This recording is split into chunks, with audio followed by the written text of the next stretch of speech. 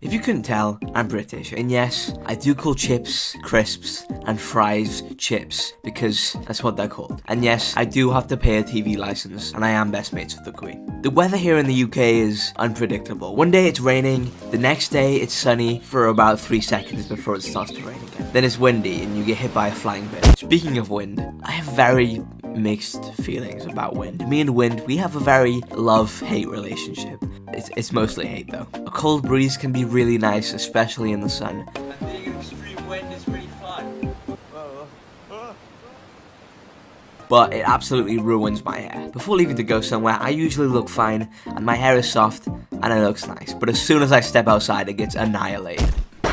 British people aren't well known for being able to cope with heat, even when it's not that hot compared to other countries. Recently, it's been very sunny where I live, and a few days ago, I went out with a bunch of friends and we just hung out in the sun for a few hours. I finally got home and I went straight to sleep because I was absolutely exhausted. About an hour later, I got up and felt an incredible soreness in my forearms, and I realized I had been sunburned. The redness on my face made me look like I was constantly anime blushing, and it lasted for like a few days. It's kind of crazy how there's just a giant ball of light in the sky we're not supposed to look at, otherwise we can go blind. Honestly, we would be better off without it. Yeah, we'd all die, but I'd survive. I mean, I'm British, I'm used to the cold. Also, I'm sorry, but winter is just superior to summer. Winter has snow, it has Christmas. What holidays does summer have? National Heat Awareness Day? Yeah, I'm pretty aware of the heat. I'd rather be insanely cold than be boiling hot. Because when you're cold, you can always just put on more layers of clothes, or sit by something warm. But when you're too hot, you can't just keep taking your clothes off, because that'll eventually lead to a case of public indecency. What the f?